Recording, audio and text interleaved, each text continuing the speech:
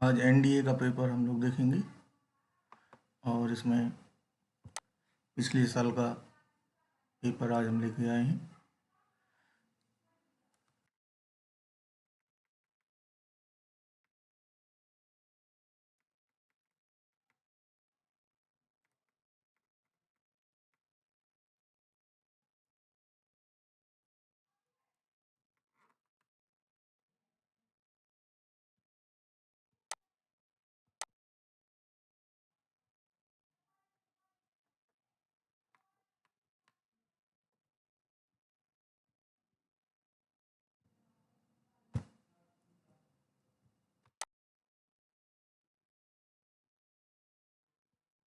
सबसे पहले चलिए इसी ट्रिग्नोमेट्री से स्टार्ट करते हैं। तो इसमें हमारा पहला क्वेश्चन है,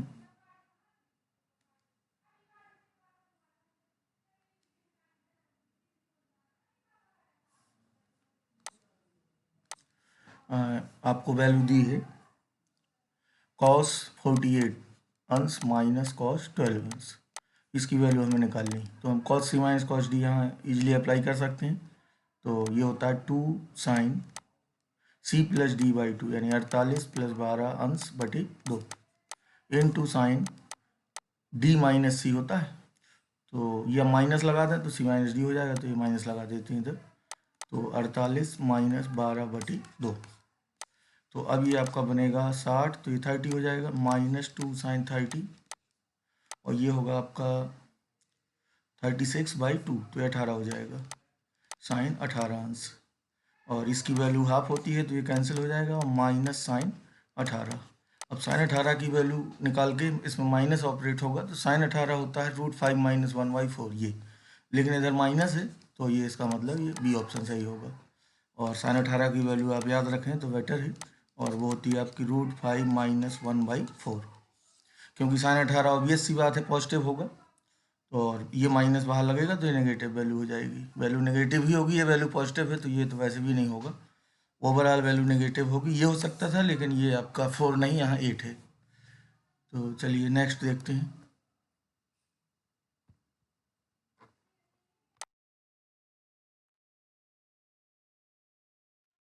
नेक्स्ट भी आपकी ये ट्रिग्नोमेट्री की प्रॉब्लम है, और इसमें आपको 8 cos 10 20 और 40 तीन चीज़ें गिवन हैं। तो 8 cos 10 अंश इंटू cos 20 और ये हो जाएगा आपका cos 40। तो इसको हम कई प्रकार से कर सकते हैं। अगर यहाँ देखा जाए तो इसमें हमें ये AP बन रही है 10 20 और ये 40 है, तो इसको हम सीधे 2 cos A cos B से कर सकते हैं। तो किन्हीं दो को ले लेते हैं। तो चलिए पहले हम इसको लेते हैं ये, क्योंकि 10 हमें सब जगह दिख रहा है तो हम 10 को इधर फिलहाल बचा के चल रहे हैं। तो हमें एक 2 की ज़रूरत है, तो 2 के लिए हम सबसे पहले चलिए शुरू से लिखते हैं।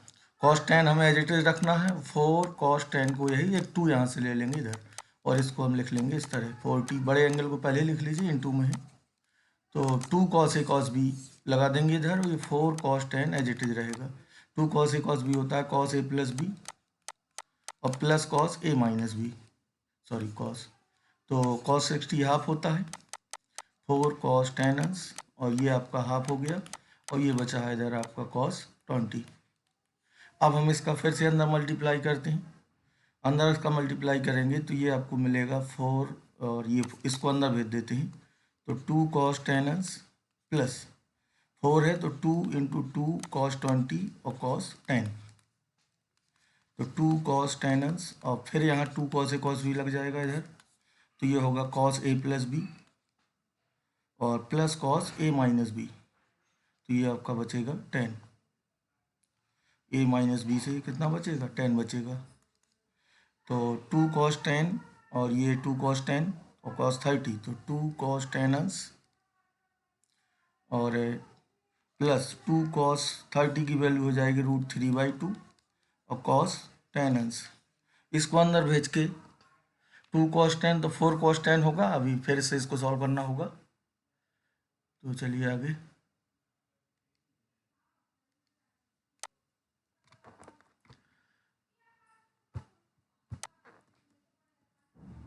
नेक्स्ट में है आपका 56। 56 में y इक्वल टू गिवन है 2 प्लस कॉस एक्स। इसके ग्राफ के भुजमान मतलब भुज के संगत यानी एक्स के संगत कोटि का मान पूछा है, यानी सीधा सीधा हमें इसकी रेंज पूछी है। तो 2 प्लस कॉस एक्स ये गिवन है। कॉस एक्स की रेंज हम जानते हैं, कॉस एक्स आपका लाई करता है -1 से 1 के बीच। तो जब ये y की मिनिमम और मैक्सिमम वैल्यू से ही हमें यहाँ रेंज मिलेगी, क्योंकि कंटिन्यूअस फंक्शन है। तो मिनिमम वैल्यू होगी जब -1 आएगा तो 1 होगी, मैक्सिमम वैल्यू होगी जब ये 1 होगा तो ये होगी 3। तो 1 से 3 आपका डी ऑप्शन में है।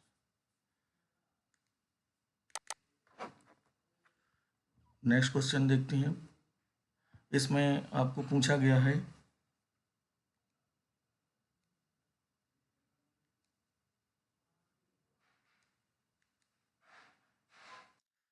इसमें आपको गिवन है 3 cos 3x sin 3x cos 3x 4 sin cube x minus 3 sin x और 3 cos x माइनस 4 sin। तो ये फॉर्मूला है।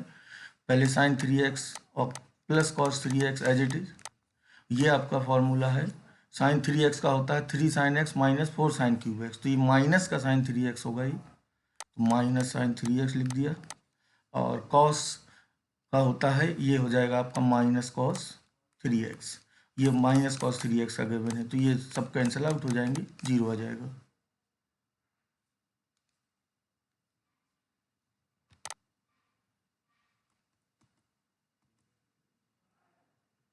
अब नेक्स्ट है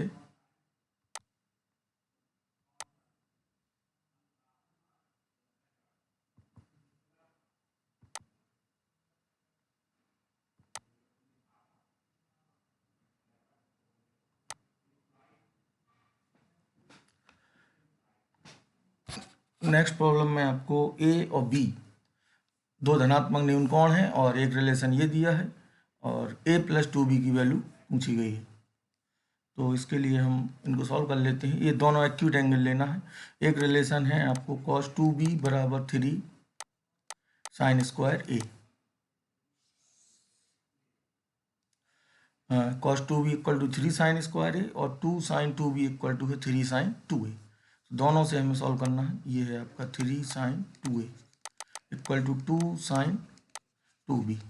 तो चलिए हमें a प्लस 2b एंगल चाहिए, तो हम a प्लस 2b के लिए कैलकुलेशन करेंगे। तो सबसे पहले हम यहाँ से वो पहला रिलेशन ये तो एज इट इज रहेगा, जरा दूसरे को तोड़ते हैं इसको। तो इसको हम लिख सकते हैं 2 साइन 2a से तोड़ दें तो ये आपका हो जाएगा, या ऐसा करते हैं हम ये cos 2b पता है, ये sin 2b पता है, स्क्वायर करके हम ये b हटा के a को पहले फाइंड कर लेते हैं, ये बेटर रहेगा। ये दो इक्वेशन हमें गिवन थी। तो पहली इक्वेशन से हमें sin 2b की वैल्यू मिलेगी इस वाली से 3/2 sin 2a। इसी तरह cos 2b की वैल्यू हमें गिवन है 3 sin स्क्वायर a।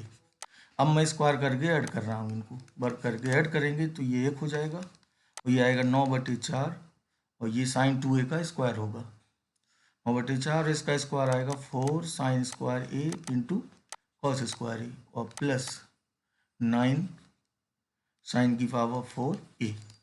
ये कैंसिल होगा। अब यहाँ पे कॉमन है आपका 9 sin square a, 9 sin square A common लेंगे तो इधर कॉस स्क्वायर ए और इधर साइन स्क्वायर ये 1 बन जाएगा। तो साइन स्क्वायर ए की वैल्यू हुई 1/9। तो यहाँ से साइन ए की वैल्यू होगी आपकी 1/3। साइन ए आ गया 1/3। अब निकालते हैं कॉस ये 2b की वैल्यू। तो ये इधर रख के हम cos 2b भी पा जाएंगे। तो cos 2b इक्वल टू होगा 3 इंटू साइन स्क्वायर ए, साइन स्क्वायर ए था 1/9। 1/9 तो cos 2b कितना मिला, cos 2b की वैल्यू हुई आपकी 1/3। तो ये दोनों की वैल्यू हमें पता हो गई। हमें a प्लस 2b एंगल चाहिए। तो यहाँ से हम a प्लस 2b के लिए, तो अगर हम इसका साइन लेते हैं, हमें अलग अलग वैल्यू मिल गई हैं। साइन a की वैल्यू 1/3, cos 2b की वैल्यू 1/3। अब हमें a प्लस 2b एंगल की वैल्यू चाहिए थी। तो a यहाँ से है साइन इनवर्स 1/3 और 2b है यहाँ से cos इनवर्स 1/3। अगर मैं a और 2b की वैल्यू निकालना चाहूँ तो a की वैल्यू साइन इनवर्स 1/3 होगी, इधर से 2b की वैल्यू होगी cos इनवर्स 1/3। इसके बाद sine inverse x plus cos inverse x क्या होता है π/2। तो इसकी एंगल की वैल्यू क्या हो जाएगी π/2। ये अच्छा क्वेश्चन है। ट्रिग्नोमेट्री और इनवर्स का भी यूज है, तो दोनों का यूज करते हुए किया है हमने। तो इसका आंसर π/2 होगा। लास्ट में हमें ए की वैल्यू मिल रही है साइन इनवर्स 1/3 और 2b एंगल की वैल्यू मिल रही है कॉस इनवर्स 1/3। इनका सम पूछा है तो इनको जब सम करेंगे तो π/2 हो जाएगा।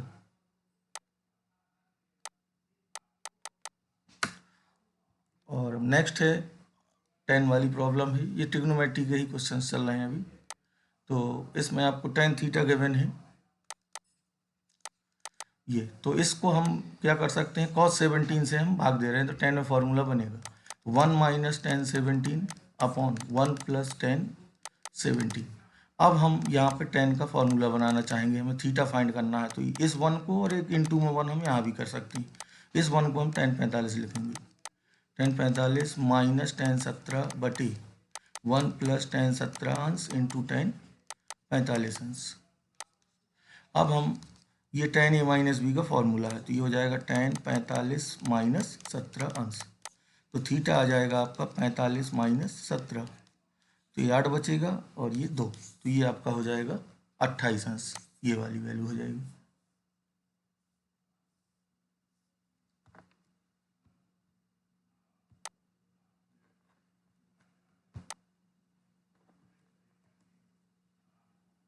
ये कंबाइंड वाली प्रॉब्लम है, तो इनको एक साथ देखते हैं।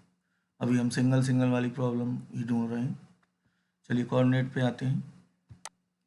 तो इसमें आपको गिवन है साइन यदि 3x - 4y = 5, एक लाइन ये गिवन है और दूसरी लाइन ये, किसी वर्ग की सम्मुख भुजाओं के युग्म की समीकरण है तो वर्ग का क्षेत्रफल होगा। तो कोई भी स्क्वायर है, कहीं भी जनरल बन रहा है, तो ये इसकी कोई भी दो संलग्न भुजाएं दी हैं। तो और जाहिर सी बात है ये दोनों कैसी दिख रही हैं, हमें पैरेलल होंगी अगर वर्ग की आमने सामने की भुजाएं हैं। और ये है 3x - 4y + 15। अगर मैं डिस्टेंस बिटवीन पैरेलल लाइंस निकाल लूँ तो हमें साइड्स मिल जाएगी और उसका स्क्वायर कर देंगे। तो बेसिकली हमें यहाँ पे जो दो समांतर रेखाएं दी हैं इनकी बीच की दूरी निकालनी है पहले। तो बीच की दूरी का सूत्र होता है p और मॉड भी होता है इसमें c1 अंतर c2, दोनों के कॉमन टर्म, ये c वाले टर्म घटेंगे बटे √a² + b²। तो ये हो जाएगा आपका 20 और ये हो जाएगा 5, तो ये आ जाएगा 4, वैल्यू 4 आएगी और इसका एरिया होगा 16, क्योंकि वर्ग की एक भुजा कितनी होगी, 4 इकाई, तो क्षेत्रफल हो जाएगा 16 वर्ग इकाई।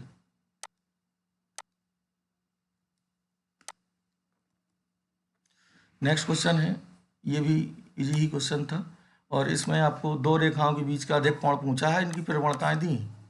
तो दो कोण मिलेंगे हमें यहाँ पे, तो एक m1 है, m1 बड़ा वाले को मान लेते हैं और m2 है 2 - √3, स्लोप गिवन है। तो tan थीटा का फॉर्मूला होता है m1 अंतर m2, तो m1 है आपका ये अंतर, m2 है 2 - √3। यहाँ तो क्लियर है वैल्यू कि m1 बड़ा है, बटे 1 + m1 × m2, दोनों का मल्टीप्लाई होगा तो 4 - 3 1 आएगा।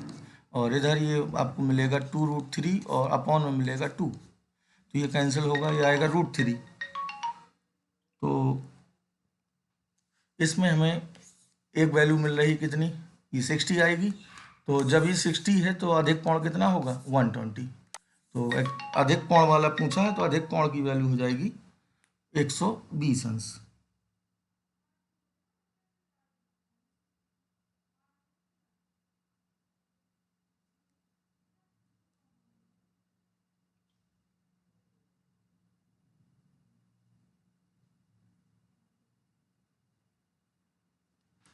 तो अब नेक्स्ट क्वेश्चन में चलते हैं।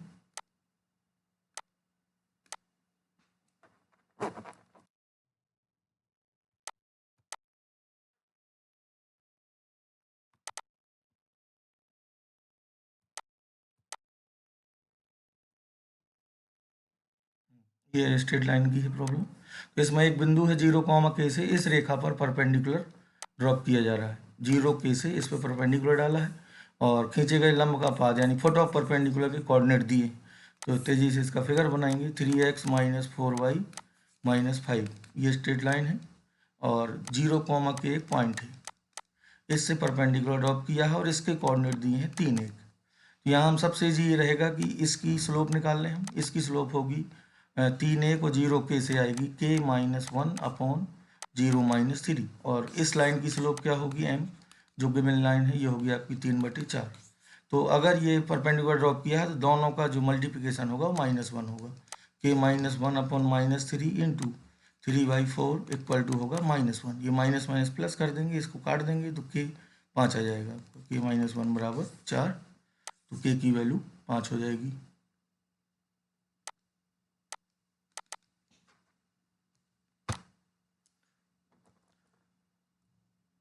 नेक्स्ट है, और इसमें भी आपको स्ट्रेट लाइन पे है प्रॉब्लम। तो एक त्रिभुज ABC है, ठीक है, और बिंदु D 2,5 और E 5, 9 है, इनके मध्य बिंदु हैं, तो BC की लंबाई क्या है। चलिए एक रफ फिगर बनाते हैं। ABC और D है आपका मिड पॉइंट AB का, तो ये हो जाएगा आपका 2.5 गिवन है, और E है मिड पॉइंट AC का, तो ये E हो गया आपका, इसकी कोऑर्डिनेट है 5, 9। तो भुजा BC की लेंथ पूछी, ठीक है, 2 मिड पॉइंट दिए, तो भुजा BC की लेंथ निकाल ली है हमें। तो इसमें आप सीधा ऐसा करिए कि 2 मिड पॉइंट अगर हमें गिवन है, तो इसको जो मिलाने वाली लाइन होगी वो इसके पैरेलल होगी और लेंथ में डबल होगी। तो मैं पहले इस लाइन को की लेंथ फाइंड कर लेता हूँ। तो ये होगी आपकी P, मान लेते हैं इसे अंडर रूट इनके बीच की दूरी, तो 2 - 5 का स्क्वायर प्लस 5 - 9 का स्क्वायर, तो ये आपका आएगा 2 - 5 3, तो 9 हो जाएगा, और ये 16 25 और 25 का 5, तो ये हो जाएगी 10। ये डबल होती है, थेल्स प्रमेय है, तो इसकी वैल्यू 10 हो जाएगी आपकी।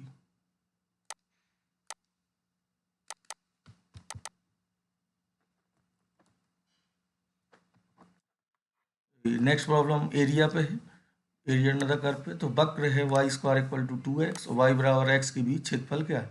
तो दोनों कर्व को आप बना सकते हैं इजीली। y² बराबर 2x, ये पैराबोला है opening right, y² equal to 4ax form का, और y बराबर x लाइन जो होगी वो मिड पॉइंट से ये 45 अंश बनाते हुए इस तरह जाएगी। तो ये एरिया इनसे बाउंड हो रहा है, हमें ये पॉइंट भी चाहिए होगा, तो मैं इसका x भर चाहिए होगा, तो y की वैल्यू यहाँ रख के, तो यहाँ से मुझे मिलेगा प्रच्छेद बिंदु इनका, y की वैल्यू रख देंगे x, तो x² इक्वल टू 2x, तो x मिलेगा 0 और 2, तो ये 0 वाला है x और ये 2 है, 2, 2 होगा बेसिकली ये।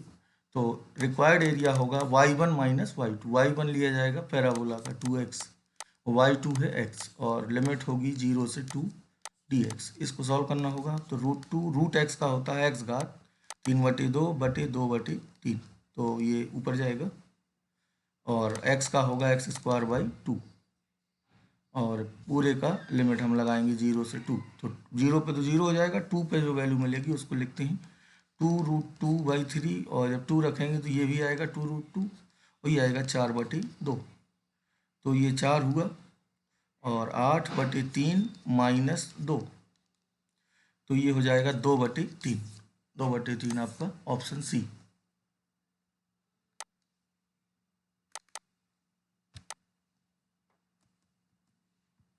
अब नेक्स्ट है,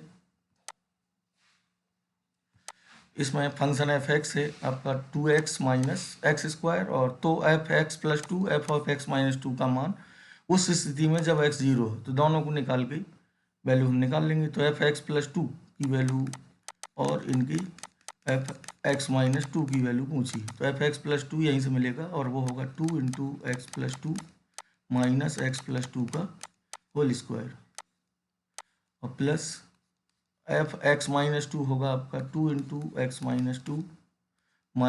x-2 का होल स्क्वायर। अब इन दोनों को सॉल्व करना है, तो तोड़ के इनको इजीली, और x बराबर 0 पे पूछ रहा है क्या होगा, तो x 0 यहीं पे पुट कर दीजिए, क्योंकि ये वैल्यू आपने निकाल ली, x 0 यहाँ पुट कर देंगे, तो ये आपको मिलेगा 4, ये भी आएगा 4, प्लस यहाँ पे x = 0 रखेंगे तो ये -4, और x = 0 रखेंगे तो ये आपका -4, तो ये तो कैंसिल हो जाएंगे, ये -4 - 4 हो जाएंगे -8, तो ये ए ऑप्शन आ जाएगा इसका।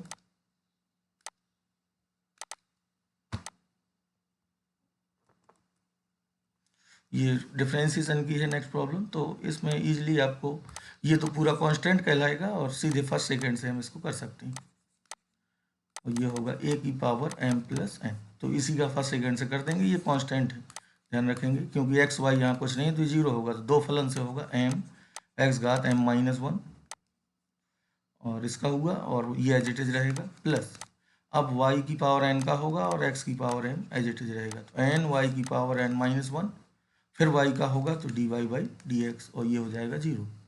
अब हम यहाँ पे कॉमन लेते हैं हमें वैल्यू चाहिए dy बाई डी एक्स की, तो बस सीधे इनको ट्रांसफ़र करते हैं, तो ये इक्वल टू माइनस में ये होगा, तो मैं वैल्यू लिखता हूँ सीधे dy बाई डी एक्स होगा आपका माइनस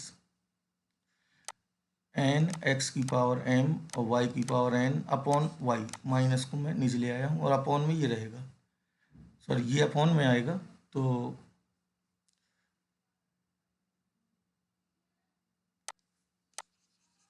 उल्टा लिख गया है, फिर से देखते हैं कैलकुलेशन को, तो D Y by D X की वैल्यू होगी अपॉन में रहेगा, ये पहले आएगा एम एक्स की पावर m और इसको एक नीचे ले आएंगे n अपॉन x, अब इसको रखेंगे तो x की पावर m इंटू एन और y की पावर n और ये y ऊपर जाएगा। अब हम इसको सॉल्व कर लेंगे तो ये और ये दोनों कैंसिल हो जाएंगे, ऊपर बचेगा my और नीचे बचेगा nx, तो nx वाले ऑप्शन हैं आपके ये दो ठो, तो माइनस my बटे nx यानी ऑप्शन बी आएगा। अब आगे बढ़ते हैं,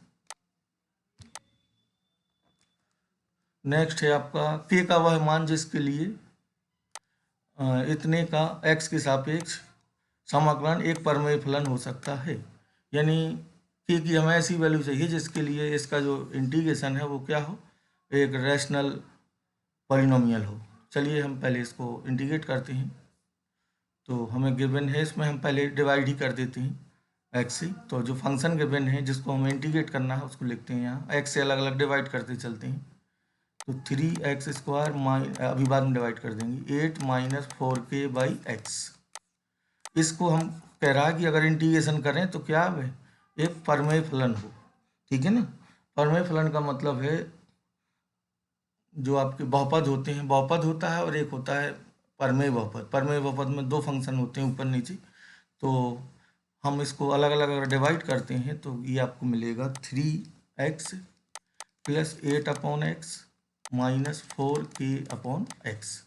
अब यहाँ पे थोड़ा सा आपको ध्यान देना होगा कि हमने अलग अलग डिवाइड कर दिया, अब ये परमेय फलन तभी रहेगा जब ये 1/x वाली चीज़ ना हो, क्योंकि 1/x का इंटीग्रेशन ln x होता है log x, अगर log आएगा तो ये परमेय फलन नहीं बन पाएगा, तो हमें किसी भी तरह ये वाली चीज़ को जब इंटीग्रेशन होगा तो यहाँ पे हमें ऐसे करना है कि लॉग ना बना पाए, ये तो ठीक है, ये तो आपका इंटीग्रेशन जब होगा तो 3x का इजली परमेय फलन ही देगा, इधर मैं अगर एलसीएम लूँ तो आपका ये आएगा, तो ये टर्म अगर रहेगा अपॉन एक्स वाला तो ये आप ln x ही देगा, तो ये गायब होना चाहिए, ये गायब होना चाहिए मतलब ये जीरो होना चाहिए, तो 8 minus 4k should be zero, तो k इक्वल टू 2, ये भी प्रॉब्लम ठीक है हमें, क्योंकि 1/x का log x होता है, अगर ये जीरो नहीं होगा तो ये log आ जाएगा, log से परमेय फलन नहीं रहेगा, इसलिए हमें इसको जीरो लेना ही होगा।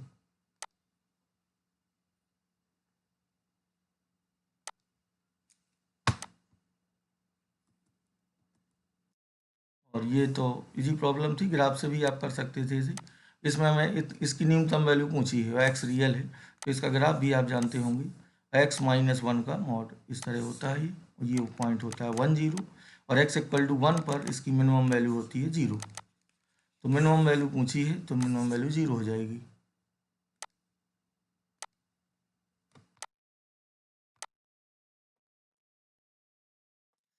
इंटीग्रेशन की प्रॉब्लम है, इसमें आपको सीधा सीधा ये फॉर्म होती है, तो जो ये पावर है इधर इसकी एक कम से ऊपर नीचे गुणा कर देते हैं, तो x की पावर n माइनस 1 से हम न्यूमरेटर डिनोमिनेटर में गुणा कर रहे हैं, तो n हो जाएगा, ये एज इट इज रहेगा ये।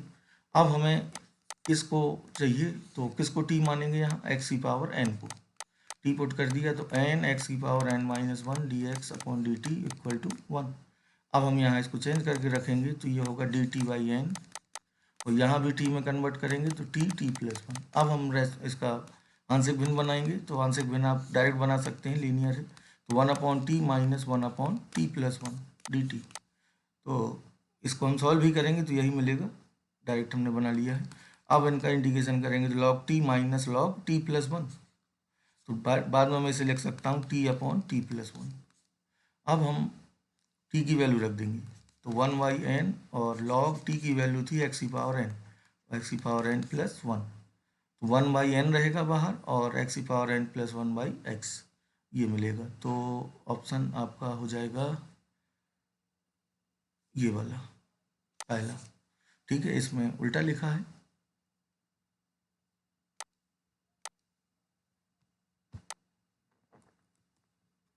ये इंटीग्रेशन की है प्रॉब्लम। तो 109 प्रॉब्लम नंबर। तो मैं इसको सॉल्व करता हूँ, पहले इंटीग्रेशन करना है। तो मैं 10x कॉमन ले सकता हूँ, तो 10 स्क्वायर एक्स प्लस 1, ये सेक स्क्वायर एक्स होता है। तो 0 to π/4 और 10x into sec square X D X. 10x को t मानेंगे तो लिमिट चेंज होगी, ये dt होगा, और ये t dt लिमिट चेंज होगी तो 0 to 1 लिमिट आएगी, तो -2t और लिमिट होगी 0 to 1। जब 1 रखेंगे तो -2 मिलेगा और -0, तो -2। तो ज़रा एक मिनट इसको चेक कर लेते हैं। 0 to π/4 और इसका सेक स्क्वायर एक्स हुआ और 10x को t माना, तो t dt हो गया, ठीक है। ये माइनस कहाँ से लगा दिया मैंने, t है सॉरी, ये t dt। तो t का क्या होगा, t²/2 इंटीग्रेशन, और लिमिट 0 से 1, तो 1/2 सॉरी। बस 10 ये सॉल्व हो गई, ये हो जाएगा 10x into sec square x.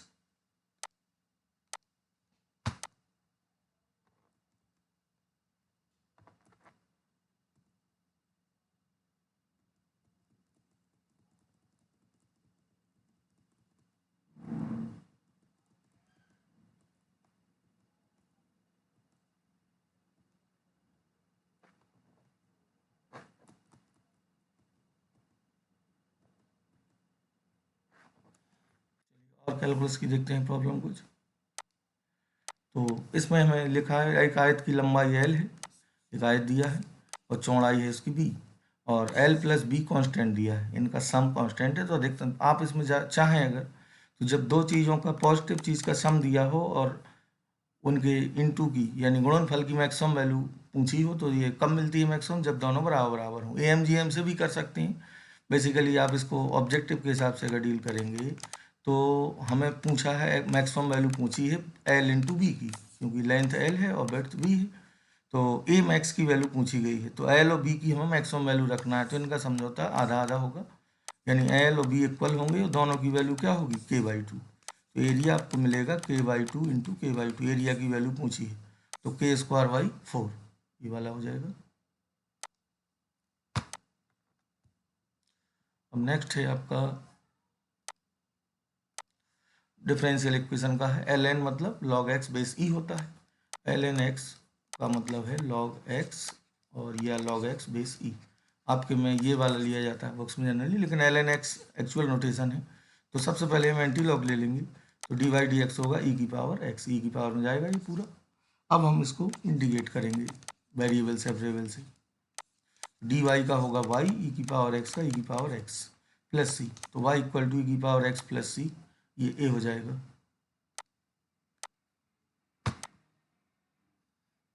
ये प्रॉब्लम है। इसमें आपको एक फलन है y इक्वल टू 1/x-1, और इनमें कौन सा सही है, तो मैं पहले इसकी अलग से ही बात करना चाहूँगा। 1/x-1, ये जो फंक्शन है इसका ग्राफ ही बना लेते हैं। 1/x का आप जानते हैं हाइपरबोला होता है, 1/x इस तरह होता है, और 1/x-1 है, तो 1 यूनिट ये राइट शिफ्ट होगा।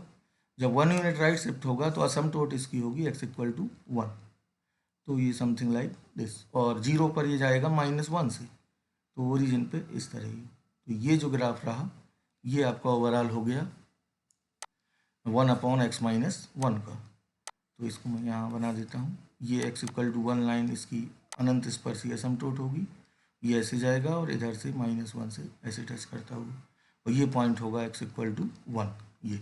अब हम देखते हैं इसके बारे में, अगर हम यहीं से इसकी निष्कर्ष निकालना चाहें तो इसकी डोमेन होगी r-1 को छोड़कर, और रेंज होगी, रेंज में हमें कौन सी वैल्यू नहीं मिलेगी, जब x इक्वल टू 1 होगा तो ये अनंत आएगा, तो 1 के करस्पॉन्ड में जो अनंत मिल रहा है वो, यानी हमें इसकी वैल्यू 0 वाली, जब x अनंत की ओर टेंड करेगा तो रेंज में 0 नहीं होगा और बाकी तो सब कुछ मिलेगा, 0 हमें मिलेगा अनंत पर, ठीक है। और तो हम सीधा सीधा ये कहेंगे कि डोमेन r-1 है और रेंज होगी इसकी, range r belongs to r-0, y equal to 0 नहीं मिल रहा है, बाकी सब मिलेंगे, और डोमेन 1 नहीं मिल रहा है। तो चलिए इसमें पढ़ते हैं। तो पहले कह रहा है डोमेन होगी आर, एक को छोड़कर डोमेन, तो ठीक है। फिर कह रहा है परास वास्तविक संख्याओं का समुच्चय, नहीं, परास में जीरो नहीं मिलेगा, तो ये वाला ऑप्शन नहीं होगा। आगे बढ़ते हैं। परास कह रहा है वाई बिलोंग्स टू आर है, वाई जीरो नहीं, और ग्राफ वाई एक्स को 0, -1 पर प्रच्छेद कर रहा है, ये बात भी ठीक है, तो ये बिल्कुल सही हो जाएगा आपका। बाकी ऑप्शन भी गड़बड़ है सब, तो बी ऑप्शन इसका राइट है। नेक्स्ट प्रॉब्लम है, ये आपकी इंक्रीजिंग डिक्रीजिंग पे है। इसमें आपको पूछा गया है निम्नलिखित फलों पर विचार कीजिए। कह रहा है ln x 0 से अनंत में वर्धमान है, tan x इसमें वर्धमान है, तो इसको मैं ग्राफ से ही चेक कर लूँगा। तो ln x का जो ग्राफ होता है वो आपका इस तरह होता है ये, और ये x = 1 है। कह रहा है 0 से अनंत में वर्धमान है, तो ये बिल्कुल सही बात है, 0 से अनंत में वर्धमान होता है। या हम डिफ्रेंशिएट भी करें, f' निकालें, तो ये होगा 1/x, और 1/x हमें ऑब्जर्व करना है x पॉजिटिव में, तो 0 से अनंत के बीच का कोई भी x यहाँ रखेंगे पॉजिटिव रहेगा, जिसमें ये वर्धमान है। तो ऑप्शन एक तो आपका बिल्कुल ट्रू रहेगा। 2 पे आते हैं। tan x कह रहा है -π/2 से π/2 में इंक्रीजिंग है, tan का भी ग्राफ बना लेंगे आप। ये इसकी असमटोट होती है, इधर π/2, इधर होती है -π/2, और इसका ग्राफ बनता है इस तरह, π/2 पे अनंत की ओर और यहाँ माइनस अनंत की ओर। तो इसमें हम बाएं से दाएं के ग्राफ पे चलेंगे तो हम ऊपर ही जाएंगे। और वैसे भी हम चेक कर सकते हैं कि अगर हम इसका f' निकालें tan x का, तो ये क्या होगा sec²x, और sec²x इतने में हमेशा पॉजिटिव रहेगा।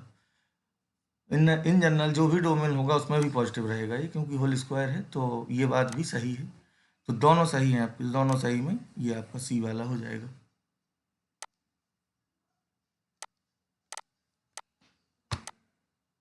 और ये लिमिट की प्रॉब्लम है, और अगर 0/0 है तो आप हॉस्पिटल से डायरेक्ट कर सकते हैं, ऑब्जेक्टिव में कोई दिक्कत नहीं। x = 1 रख के चेक करेंगे तो ये 0 हो रहा है, 1 1 1, और ये भी 0 हो रहा है, तो सीधे हॉस्पिटल से कर लीजिए, फैक्टर भी करने की जरूरत नहीं है, समय बचेगा आपका।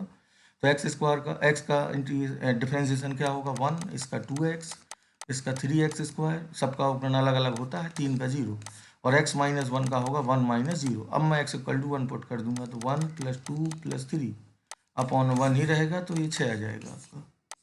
तो हॉस्पिटल से करके आप अपना समय और क्वेश्चंस के लिए बचाने की कोशिश करेंगे।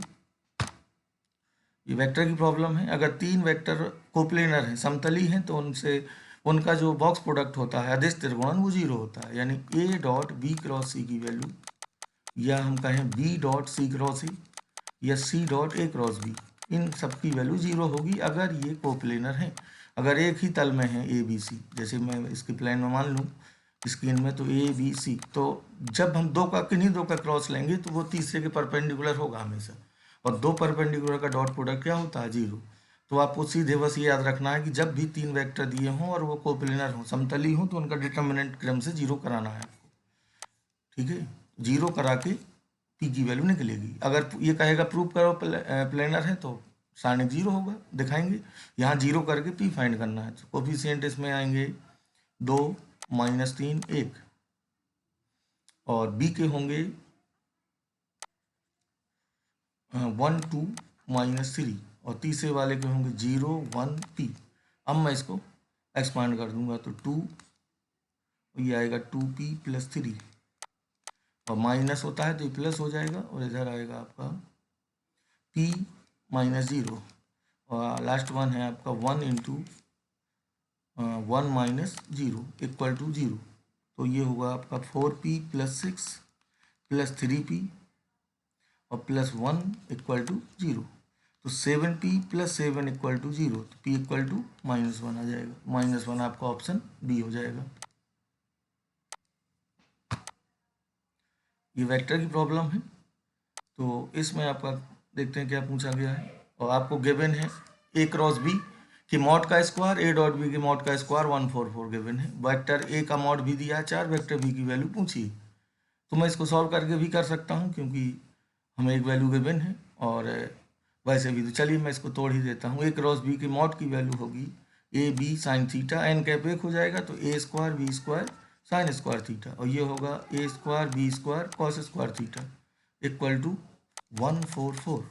अब A² B² कॉमन ले लेंगे, तो ये मिलेगा 144, ये हो जाएगा। A² की वैल्यू 4 है, तो A की वैल्यू 4 है, तो यहाँ 16 हो जाएगा, 16 B² = 144, तो ये आपका कटेगा 9 बार तो बी आ जाएगा 3, मॉड बी की वैल्यू हो जाएगी आपकी 3।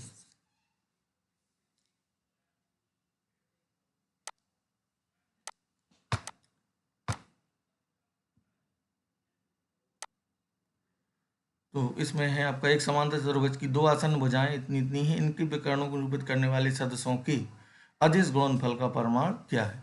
हमें इसके विकर्ण चाहिए और उनका हमें पूछा गया है डॉट प्रोडक्ट। तो विकर्ण का हम डायरेक्ट भी आपको बात कर चुके हैं और एक बार फिर से उसको समझा देते हैं। तो जब भी ये पूछा जाएगा तो आपको योग व अंतर के बराबर मिलेंगे हमेशा।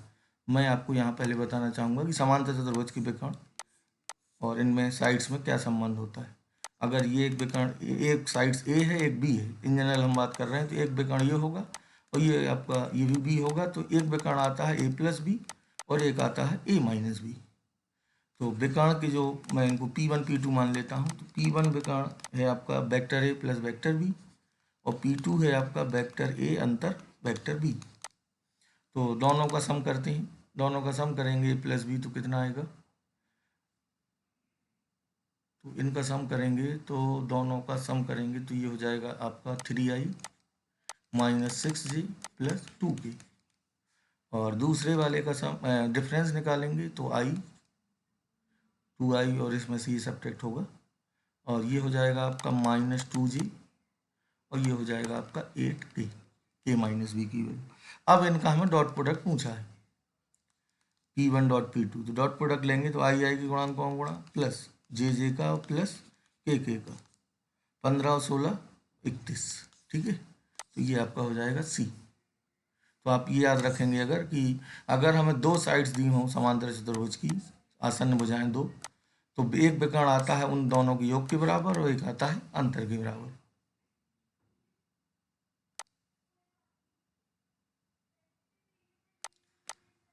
और नेक्स्ट क्वेश्चन देखते हैं। तो ये आपका उस पर है डी सीज पे, पहले पढ़ते हैं इसे। मान लीजिए ए द्विक स्थान एक स्पेस में एक ऐसा बिंदु है कि ओ ए वेक्टर है 12 और ओ मूल बिंदु है, यदि एक्स वाई एक्स से इतना कोण बनाता है तो ओ एक इसके बराबर होगा। ओ ए वेक्टर पूछा है तो मैं थोड़ा सा डी सीज की यहाँ बात करना चाहूँगा। एक्स अक्ष हो, वाई अक्ष हो और ये जेड है, तीनों आपस में परपेंडिकुलर होते हैं। एक वेक्टर हम लें ओ ए को अगर हम माने A1 i cap, A2 j cap, A3 k cap, तो इनमें क्या रिलेशन होता है, इनमें रिलेशन की जो डी सीज होती हैं कॉस एल्फा वो होती है A1 बटे मॉड OP, मॉड OA कहेंगे यहाँ, और कॉस बीटा होता है beta alpha beta gamma OA के एक्स अक्ष वाई अक्ष और जेड अक्ष से एंगल होते हैं, और ये होगा A2 बटे मॉड OA और कॉस गामा होगा A3 बटे मॉड OA। अब हमें अल्फा कितना गिवन है 45, तो मैं इनके कोफिशिएंट निकालना चाह रहा हूँ। तो पहला बनेगा आपकी इक्वेशन, यहीं पे वैल्यू रखेंगे तो कॉस 45 अंश बराबर होगा A1 फाइंड करना है upon mod OA, mod OA हमें 12 दिया है तो ये 1/√2 होता है, तो A1 आपका आ जाएगा 6√2, 12/√2 होगा, दो बार काट के 6√2 हो गया। A2 निकालेंगे इसी तरह, तो A2 होगा आपका कॉस 60 इक्वल टू A2 बटे मॉड ये कितना है 12, तो ये आ जाएगा आपका 6। अब बचा A3, तो एक 6√2 एक 6 आया है, तो 6√2 वाले आपके एक ही है। आप चाहें तो रिस्क लेके ये लगा भी सकते हैं क्योंकि ए आया है 6√2 A1, तो ये वाला होगा और ये है 6, तो 6√2 A वाला एक ही ऑप्शन है, तो आप चाहें तो ऑप्शन सी डायरेक्ट लगा सकते हैं, वैसे हम सी भी निकाल लेंगे। तो सी के लिए पहले हमें जेड एक्सिस का कोण चाहिए होगा, तो कोण चाहिए हो या इनकी डी सीज का सम 1 होता है, वहाँ से भी बात कर सकते हैं, यानी cos square alpha plus cos square beta plus cos square gamma 1 होता है। तो कॉस स्क्वायर 45 होगा प्लस कॉस स्क्वायर 60 होगा और cos square gamma equal to होगा 1, तो कॉस स्क्वायर गामा की वैल्यू होगी 1 माइनस 3/4 यानी 1/4, यानी 60 अंश आएगा। तो कॉस गामा आ गया आपका 1/2, तो यहाँ पे आपका होगा 1/2 इक्वल टू A3/12, तो ये 6 आएगा, प्लस माइनस 6 रहेगा, तो प्लस माइनस 6 इसी में है, ये वाला तो बिल्कुल नहीं होगा, तो आपका ऑप्शन सी राइट हो जाएगा।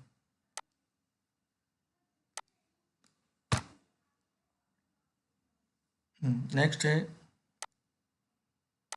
यदि वेक्टर एक है एक्स वाई तल में एक मात्रक सदिश है, एक है मात्रक, दिस मीन्स मॉड एक ऐप का मॉड एक होगा जो धनात्मक एक्स अक्ष के साथ 30 अंश का कोण बनाता है, तो एक इसके बराबर है। हमें ऐसा ए चाहिए जिसका मैग्नीट्यूड एक हो और एक्स अक्ष के साथ 3 का कोण बनाए। यानी मैं फिगर अगर बनाऊं तो ये एक्स है, ये वाई, एक्स वाई तल में बात हो रही है, तो ये हो गया मान लीजिए ए कैप, मैग्नीट्यूड एक है और वेक्टर ए पूछा है, यही कितना होगा, तो लेंथ तो इसकी एक है, ये एंगल है 30, तो मैं इसके कोऑर्डिनेट निकाल सकता हूँ। ये लेंथ होगी 1 cos 30 और ये होगी 1 sin 30। तो 1 cos 60 की वैल्यू 30 की वैल्यू होती है √3/2 और ये वैल्यू होगी 1/2। इसी में अब आई जे लगा देंगे, तो √3/2 आई plus j/2, √3 plus √3i plus j/2 ये हो जाएगा। ठीक है, ये वाला।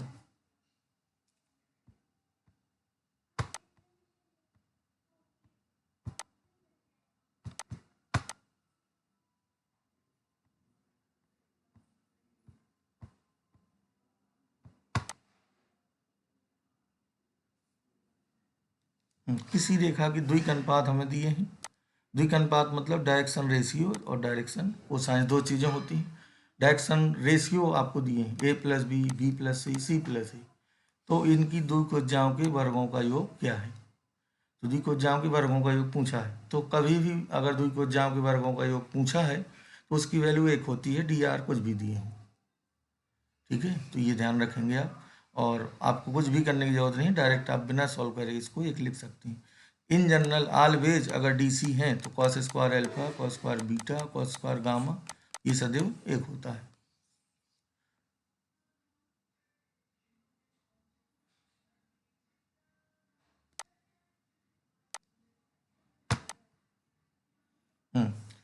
नेक्स्ट ये स्ट्रेट लाइन की है प्रॉब्लम। तो 3D में स्ट्रेट लाइन, बिंदु इतने से रेखा इतने की लंब दूरी क्या है, यानी परपेंडिकुलर ड्रॉ करना है। तो हम पहले इन जनरल बात करेंगे कि कोई भी हमें लाइन गिवन हो 3D में, लाइन की वेक्टर इक्वेशन होती है a प्लस लैम्डा बी और कार्टेशियन होती है x-x1/L, y-y1/M और z-z1/N। तो ये वेक्टर कार्टेशियन दोनों इक्वेशन है। अगर हमें परपेंडिकुलर लेंथ चाहिए ये, तो हम जनरल बात कर रहे हैं अभी, तो ये लेंथ अगर हमें फाइंड करनी है तो ये पॉइंट हम निकालते हैं। तो हम इसके लिए सबसे बढ़िया ये करेंगे कि अगर हमें लाइन पता है तो लाइन की डायरेक्शन हमें पता होगी हमेशा, ये इसका और इसका डॉट प्रोडक्ट 0 होगा। तो हम सबसे पहले इस रेखा पर एक मूविंग पॉइंट हमेशा लैम्डा के टर्म्स में फाइंड कर सकते हैं। तो पहले हम एक जनरल पॉइंट निकालेंगे इस रेखा पे जो मूव कर रहा है, उसको हम फिर मान लेंगे एक केस में कि ये पॉइंट ये हो। फिर इसके बाद हम ये पॉइंट इसको अज्यूम करके ये इसका डी वेक्टर निकालेंगे और ये वेक्टर निकालेंगे और फिर हम दोनों का डॉट 0 करा देंगे और डॉट 0 से हमें लैम्डा मिलेगा, ये पॉइंट मिलेगा, फिर बीच की दूरी से आप कैलकुलेशन करेंगे। तो मैं कैलकुलेशन कर देता हूँ।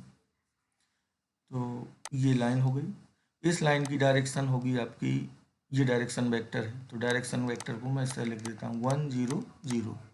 इस पर सिचुएटेड पॉइंट 0 0 0 होगा और इस पॉइंट से हमें परपेंडिकुलर 2 3 4 से ड्रॉप करना है।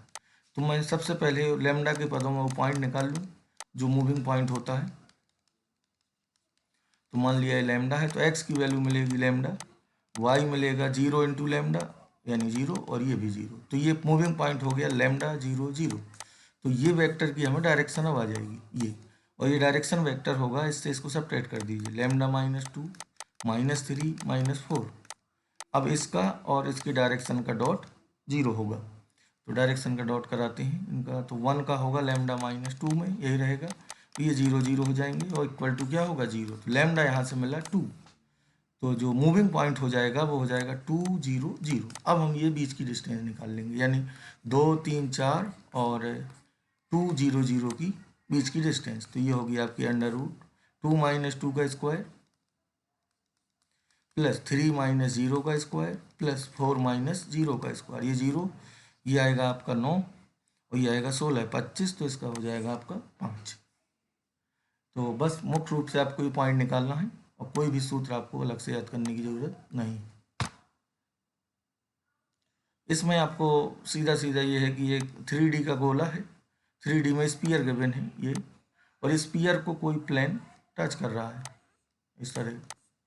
अगर स्पीयर को कोई प्लेन टच कर रहा है तो अगर हम सेंटर से इसके स्पीयर पे सेंटर से इस पर परपेंडिकुलर ड्रॉप करें तो जो लेंथ होगी वो लेंथ होगी रेडियस, और डबल कर देंगे तो ये इससे आपका व्यास जो डायमीटर पूछा है वो आ जाएगा। तो हमें सीधे सीधे 1 - 2 3 से परपेंडिकुलर ड्रॉप करना है प्लेन पर। तो इसका फॉर्मूला आपने पढ़ा है x1 y1 z1 से ax प्लस बी वाई, ये कार्टेशियन फॉर्म से ही बेटर है। सी जेड प्लस डी बराबर 0 हो तो लेंथ ऑफ परपेंडिकुलर होती है ax1 by1 सी z1 प्लस डी बटे √a² b² c²।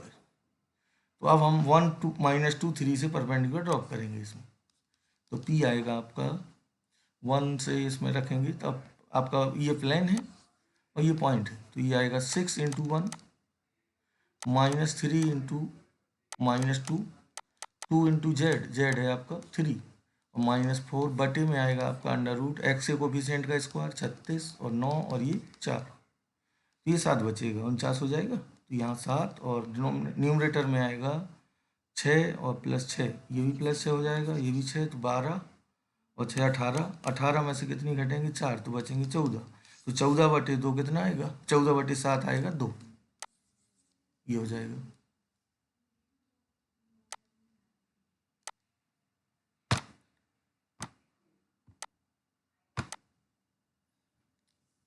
और लिमिट की प्रॉब्लम देखते हैं पहले कैलकुलस वाली। तो इसमें एल हॉस्पिटल अगर लग रहा है तो उसी से कर लेंगे। x = 0 पर ये 0 तो हो रहा है, ये भी 0/0 है, लेकिन उससे ना करके आप अलग अलग इसको करते हैं क्योंकि कुछ लिमिट यहाँ sin x की वजह से डायरेक्ट सॉल्व हो जाएंगी। तो इसको हम इस तरह लिख सकते हैं। आप ये भी कर सकते हैं कि अलग अलग लिमिट निकाल सकते हैं आप, इसकी अलग ही ये 1 हो जाएगा और बाकी बचेगा log 1 - x/x। अब इसमें एल हॉस्पिटल लगा देते हैं, ये 1 हो जाएगा इंटू में, और एल हॉस्पिटल से log x का होता है 1/x और ये -1 इसका 1। x = 0 रखेंगे तो -1/1 यानी -1, ये ए ऑप्शन होगा।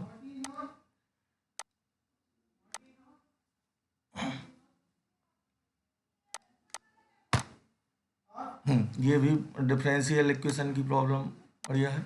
इसमें k × dy/dx इक्वल टू दिया है इंटीग्रेशन ऑफ 1 + dy/dx का होल स्क्वायर पूरे की पावर 2/3 dx।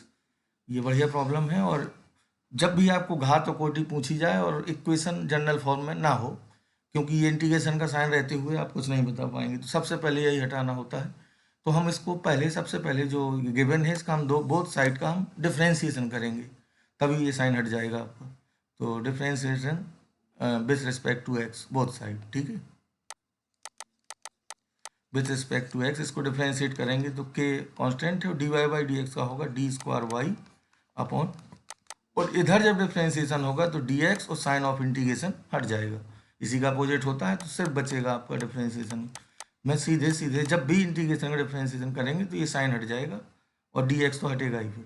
तो होल स्क्वायर और पूरे की पावर है 2/3, उसको उसी रूप में लाएंगे तभी घात कोटि बताएंगे। तो 2/3 पावर है तो पहले हम क्यूब करते हैं, k³ और d²y/dx² का होल क्यूब, इधर बचेगा 1 + dy/dx का होल स्क्वायर और पूरे की पावर 2, और क्यूब से 3 कैंसिल हो गया है। अब हमें मैक्सिमम कितनी बार डिफ्रेंशिएशन हुआ है 2 बार, तो कोटि तो इसकी 2 हो गई और घात होगी 3, तो 2 और 3 वाला आपका ऑप्शन बी। क्वेश्चन अच्छा है और इस तरह क्वेश्चन जनरली पूछे जाते हैं यहाँ पे।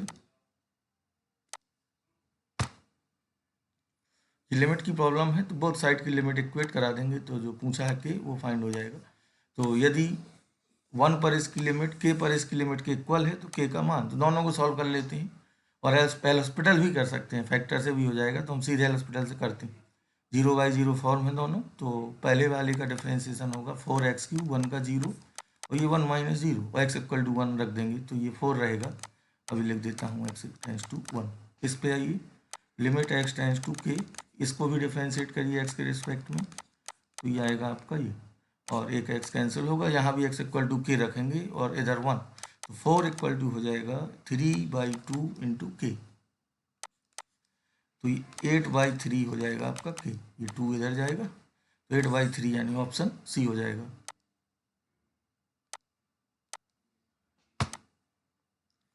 ये आपका रेड वाला है और इसमें कह रहा है एक वृत्त की त्रिज्या इतनी दर से बढ़ रही है। अगर हम त्रिज्या मान लें r, तो बढ़ने का दर हमें दिया है dr/dt। Let r is radius at any time t, किसी समय t पर त्रिज्या t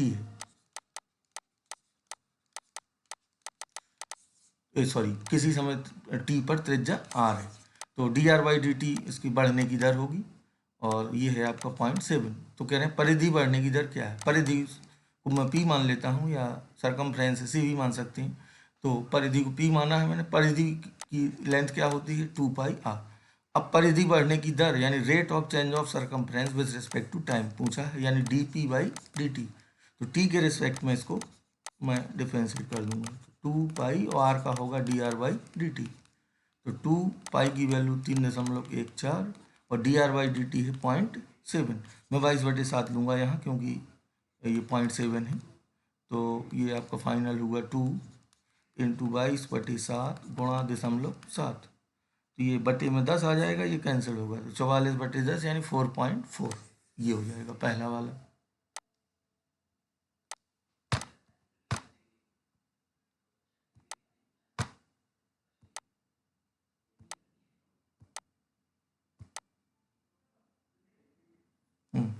ये क्वाड्रेटिक की प्रॉब्लम है और इसमें कहा है कि यदि f(x) ये क्वाड्रेटिक फंक्शन है, f0 और f1 विपरीत चिन्ह के हैं तो निम्नलिखित में से कौन सा सही है। तो f0 की वैल्यू अगर देखी जाए तो f0 यहाँ से मिलेगा p, इसी में अगर हम फाइंड करना चाहें, और f1 मिलेगा हमें -2 + p। अगर ये अपोजिट साइन के हैं, विपरीत चिन्ह के हैं, यानी एक धन है तो दूसरा ऋण है, तो f0 × f1 << 0 होगा। अगर ये अपोजिट साइन के हैं तो ये f0 × ये विपरीत चिन्ह के हमें गिवन है, तो इनका मल्टीप्लिकेशन << 0 होगा इन जनरल। f0 कितना है 1, f2 कितना है -2 + p, दिस शुड बी <<0। अब 2 को उधर ले जाइए तो p <<2, तो p 2 से छोटा होगा, हमें ये तो मिल गया। और वैल्यू दूसरी वाली क्या होगी ये भी फाइंड करना है। और तो इसके लिए हम ऐसा करते हैं, इसका अगर हम रफ स्केच बनाना चाहें तो 0 पर ये वैल्यू मिली है, p 2 से छोटा है और ये विपरीत चिन्ह के हैं। इसका मतलब है कि p <2 में अगर हम यहाँ से अगर ऑब्जेक्टिव के हिसाब से सोचना चाहें तो ये ऑप्शन गड़बड़ हो जाएगा और ये वाला गड़बड़ हो जाएगा। इन दो में से कोई एक है। p नेगेटिव होगा तो हो सकता है नहीं, इसकी बात जरा और करते हैं। तो इसका हम वर्टेक्स अगर निकालना चाहें तो वर्टेक्स होगा इसका 6x - 5 और बराबर 0 करेंगे तो x आएगा 5/6। वर्टेक्स 5/6 है इसका, और इस तरह इसका ग्राफ हम ले सकते हैं। और 5/6 मतलब 1 से छोटा है, 1 इसका यहाँ कहीं मान लीजिए, तो इस पे वैल्यू होगी नेगेटिव, और 0 जो होगा f0, 0 पर ये वैल्यू देगा पॉजिटिव। तो ये ग्राफ संभव नहीं होगा क्योंकि f0 की वैल्यू क्या है, सॉरी इधर p था मैंने ध्यान नहीं दिया, f0 की वैल्यू p है, सॉरी तो पूरा हटाना होगा। तो f0 की वैल्यू हो जाएगी आपकी 0 पे ये p आएगा, मैंने 1 लिख दिया वहाँ, और f1 आएगा आपका यहाँ पर रख दीजिए 1, तो -2 + p। अब f0 × f1 <<0 होगा, यानी p × p -2 <0। अब दो क्रिटिकल पॉइंट हैं 0 और 2, तो प्लस माइनस प्लस, तो p होगा 0 से 2 के बीच, यानी c वाला होगा।